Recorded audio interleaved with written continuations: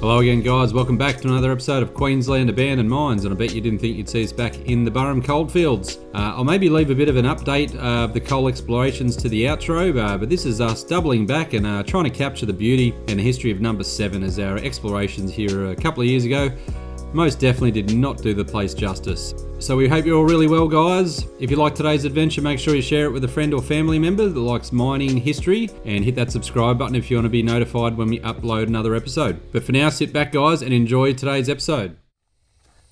Good evening everyone. Ebenezer with you as always, and welcome back to another episode of Queensland Abandoned Mines. We are literally about 2 streets away from my house, and we're back at Colliery Number 7.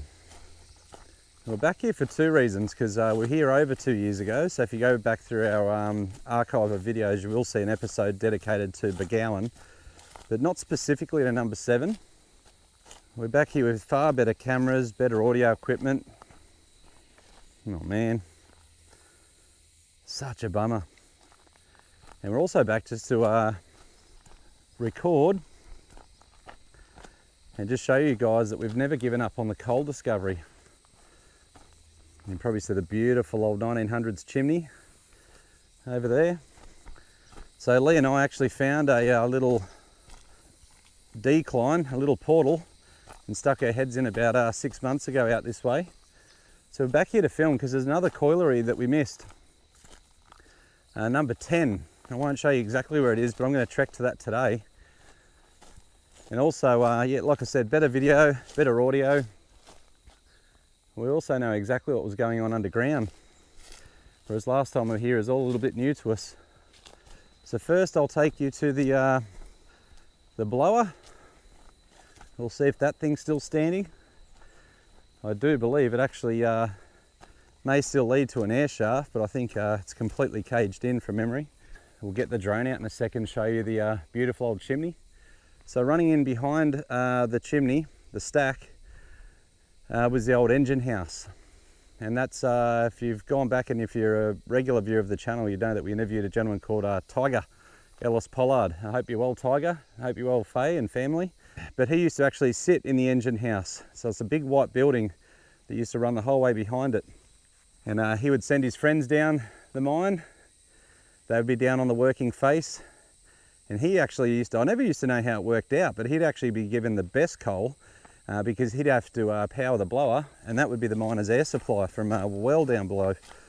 So I used to think maybe they'd give the guys in the engine rooms the worst coal and then sell off the best of it. But Tiger was telling me it was the opposite. The better the coal, the hotter it burns, and the more power they could then send to the fans. Imagine what it would have been like working down the seam. So underneath our feet, guys, they pulled out, I think, 900,000 or close to 1 million tons of coal with just a pick and shovel and dynamite. And the way they actually brought it to the surface was a series of horses. And they'd actually keep the horses down in all of the levels. They actually had underground stables right below where we're working now. And the horses would stay down there Monday to Friday, and then without being prompted, the horses would actually come up and out ready for the weekend. And they'd pretty much stay down there, I think, until they went blind or crazy. Imagine the animal welfare regulations back then, they're probably non-existent. And as we speak, guys, Blake is all the way down in Brisbane, and he's doing some archival work for us. He's found a couple of books about the lost collieries of Queensland. But yeah, we've got some slightly more high resolution images of these old coal mines that we're able to share with you, that we didn't have a couple of years ago when we first started exploring them. And I do believe I may already have gotten lost. I've gone the wrong way. All right, here we go, should be on the right track now. So this should lead us to the blower. So where we're heading, guys, would have needed its own boiler. I don't think they would have ran an airline all the way from the engine rooms all the way through. And I do believe where we're going to is probably an exhaust. So I know the engine room would have powered the main boilers. That probably would have forced air down the drives. You probably find that this one that we're walking to was actually a very deep shaft, and this actually pulled the air up and out. This is really cool. I think last time we were here, guys, we were filming in 1080i on a Huawei phone pretty shoddy footage, so I hope this is a little bit clearer for you. This should be in 4K with really good audio. Check out this is a ripper.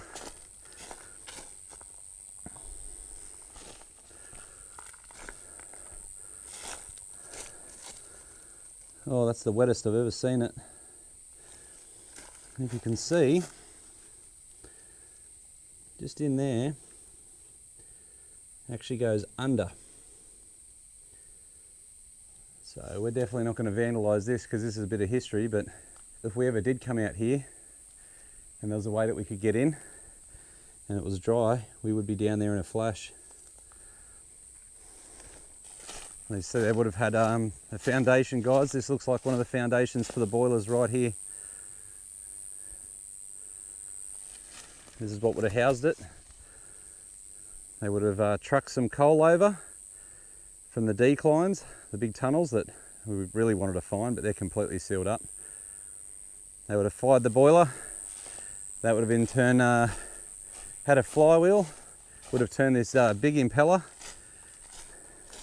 That's how the miners would have got their air supply. So I think the depth of this got to about 1,000 feet. And that would have been across multiple levels. It's actually, looks like it's fallen apart. I was only here a couple of years ago. Looks like their big impeller wheel is on a bit of a lean. All right, so you guys technically have seen all this. We'll start our trek to Colliery number 10, guys, and that's where we're going to head. So this little strip of land here, guys, this is where the engine room sat. Big white building that was across here. That's where all the operators would have sat. You can see little bits of stuff sitting in the bush absolutely everywhere. And remember, guys, the way that they mined here was by hand, pick and shovel with dynamite. Then getting the empty ore carts, rolling them down the levels. A really good day for a Burgowan number 7 coal miner. It was between 7 to 10 tonnes. They'd load up the ore carts and then they'd get the horses to pull them up and out of the drives. And I believe that was the method of getting them up. I don't actually know if diesel engines replace the horses here. All right, time to go bush.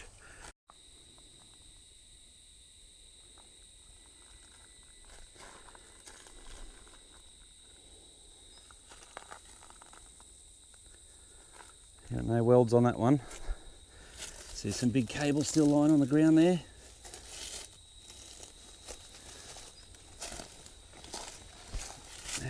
And that is not a burnout log, that's actually a milled timber. So this is the exact path that we walked a couple of years ago with a dodgy little mobile phone and a gimbal. We'll keep pushing past until we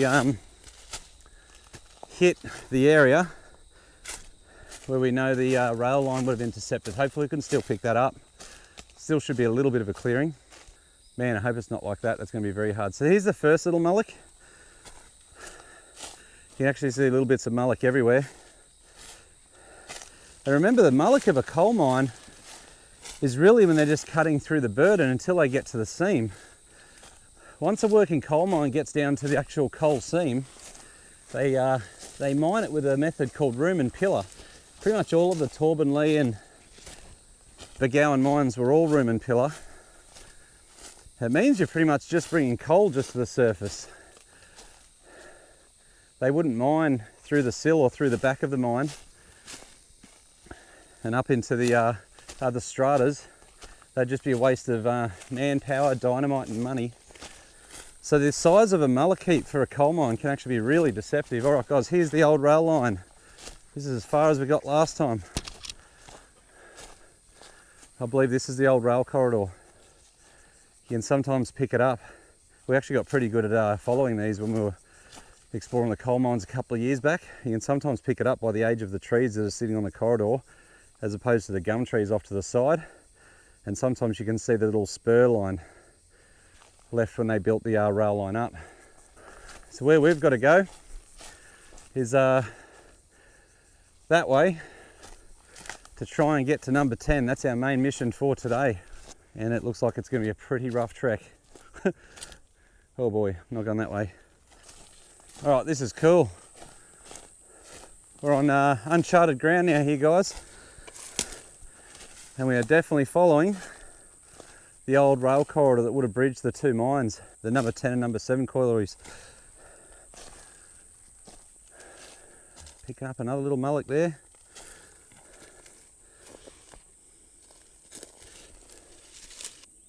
Got an old clay-fired brick there.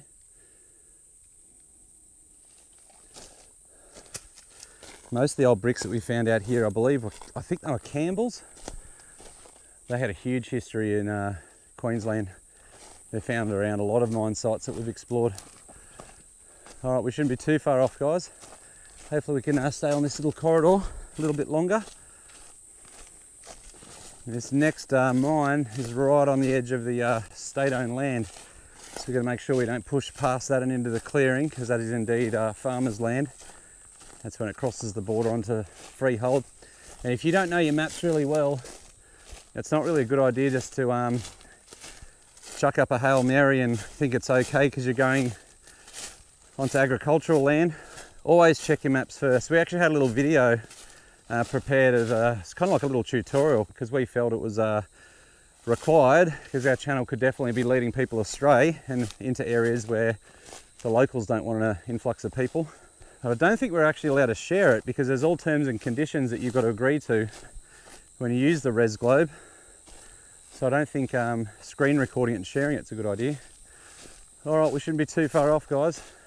Got some more disturbed ground here. Oh man, I've got to be very careful because I don't have my gaiters on today. We've lost a little rail corridor that was going to easily connect us to the two collieries. Here we go. If you're wondering how we don't get lost, because all this bush just looks absolutely identical. Got a Garmin GPS tracker that always gets us in and out safely. Well, picking up on a lot of ground disturbance here. This is a good sign. We're now right in the deep bush. Now the mullocks at this site looked absolutely massive. You probably saw it in the aerial photograph from 1969. They actually look a lot larger than number 7, but again, that can be misleading with what I said before about coal mines and the waste they produced. It's definitely a bit of a coal mullock.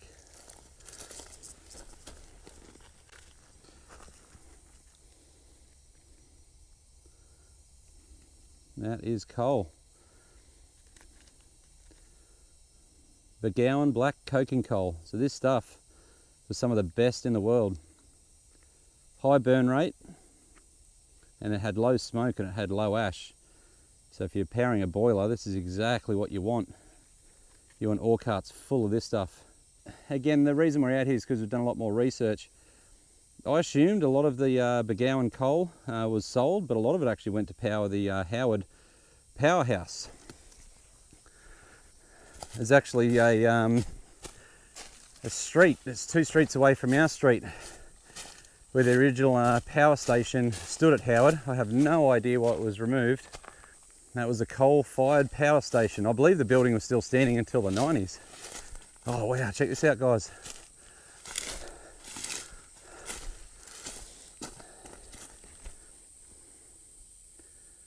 Look at that. Magic.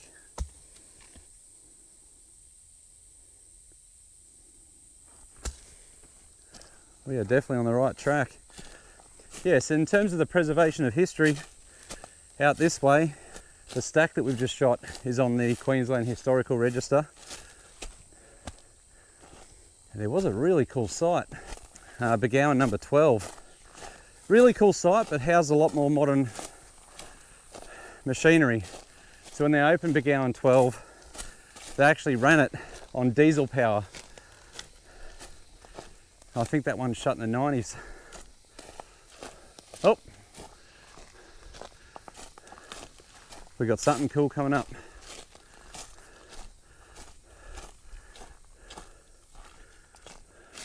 Oh, I forgot how fun this is. I haven't been searching for coal mines now, other than the mission that Lee and I did. It's been a good couple of years. October 2020 was our first ever hunt in the bush. All right, what do we got here, guys? Oh, I got some foundations for a boiler. I've got some disturbed earth over here. I've got maybe the remnants of what used to be a dam here. So it looks like we're approaching on Colliery number 10. We've got a big chute. Oh, this is cool. How did I miss this last time? So cool. And just by the shape of this, I'd say it's a feeder.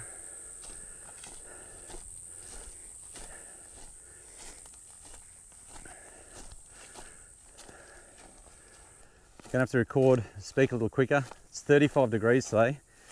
The GoPro just overheated, so you can see the dish shape of that. That's where one of the big impellers would have sat. And that would have been the boiler for it. So we're approaching it, guys.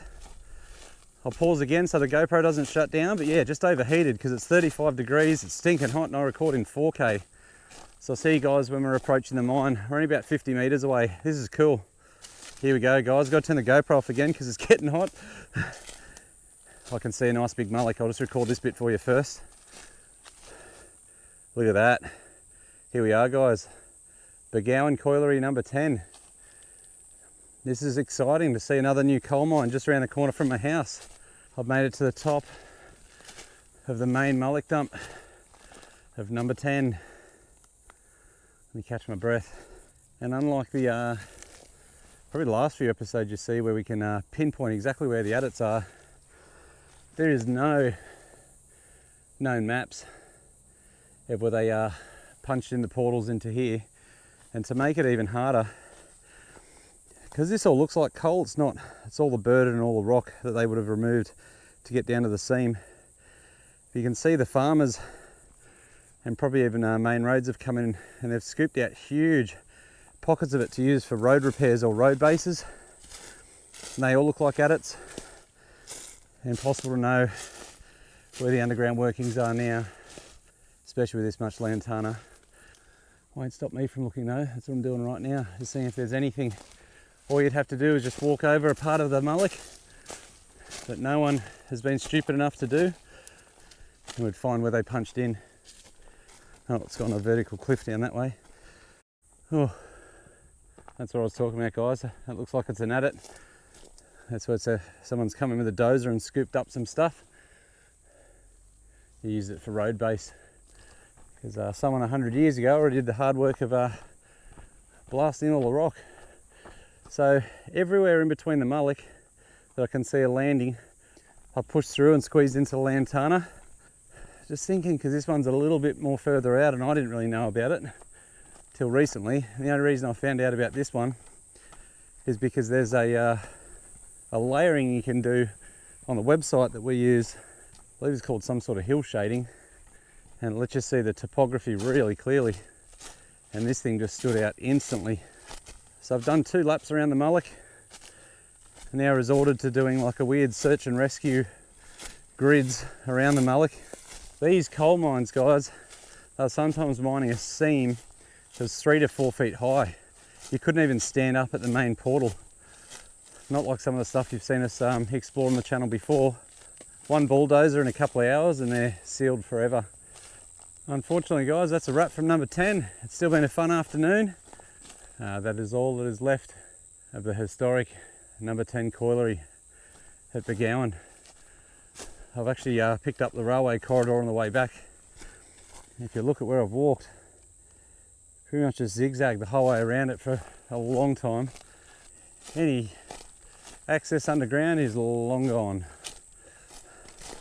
Still a fun day. All right, halfway between number 7 and number 10, and I just got like a little siding that I remember seeing on the map. I'm going to follow this one. You can probably see with every clue, it gives me a little bit more energy to keep pushing through. Oh, GoPro's overheating again, guys, sorry. Always picking up on trees that look out of place. It's like a big fig and all this weird aloe vera. Any clues? I will follow.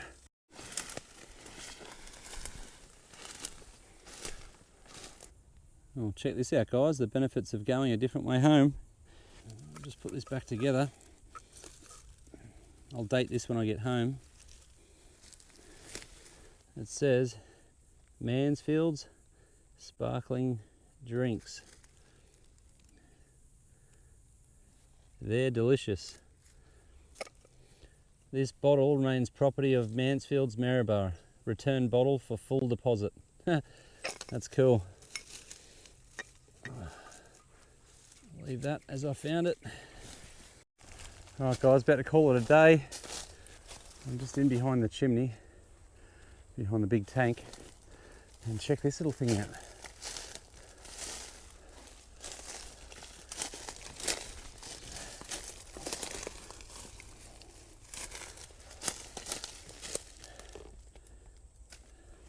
Got the notch timbers for a windlass.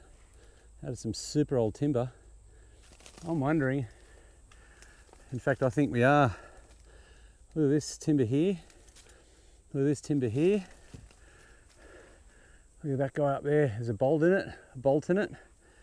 That's an old head frame, guys. This is one part of it. Awesome. Be very careful.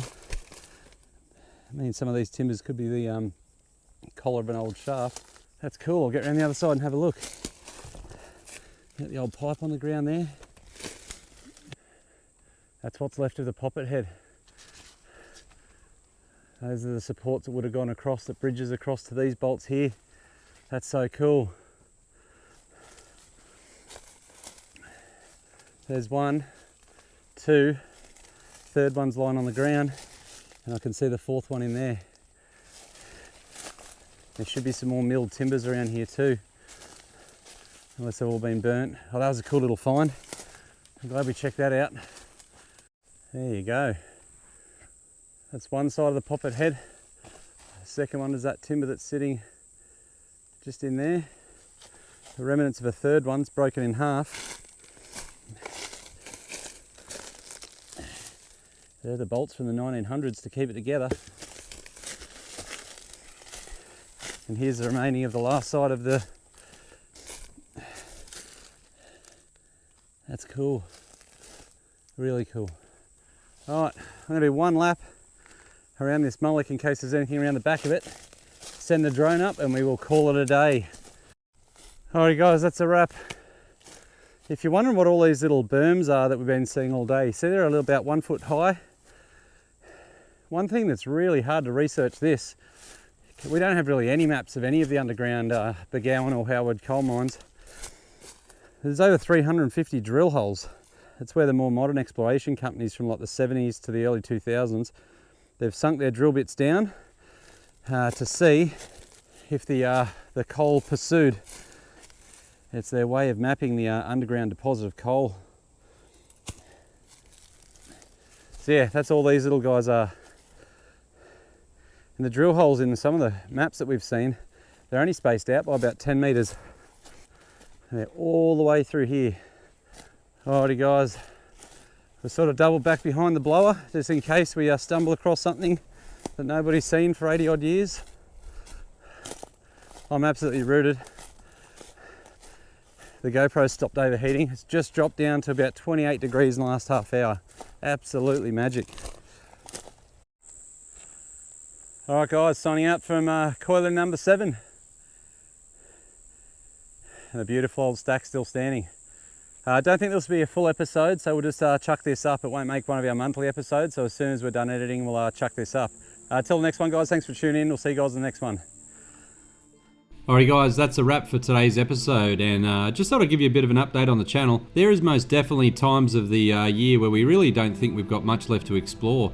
As far as the accessibles working, so that's the mines that actually aren't completely bulldozed and mines that are actually within the confinements of Crown land or state land, we've kind of explored everything within about a 500 kilometre radius. So there are times of the year where we just feel like we don't really have much on the agenda in terms of future explores planned. At the end of this adventure, only 2 days later, Blake has hit an absolute gold mine of coal maps, and actually probably the biggest update we've got on the channel possibly ever is coming up in next month. So I won't give too much away away, guys, but if you liked our earlier explorations of the Burrum Coal Field and maybe you thought that we're over and done with it, we certainly didn't think there was much left there to explore. We've spent over 350 hours trekking through the bush on our mountain bike and pushing through lantana and shredding up our arms and hands and walking to the brink of exhaustion even in the middle of summer. But what we've uncovered is really cool, and I think it will lead to one of the most comprehensive documentations of the Burrum Coal Fields, at least on YouTube, that we've ever seen, which we're quite proud of. So if you like the coal adventure, guys, and you love learning about the history of the Burrum Coal Fields, and obviously the way that we do it, we overlay it with a modern day exploration and splice in a little bit of the history, I think you guys are going to love what's coming up on the channel. So until then, guys, we hope everyone's safe. Thank you so much for tuning in. This is Eb signing out, and we'll see you guys on the next one.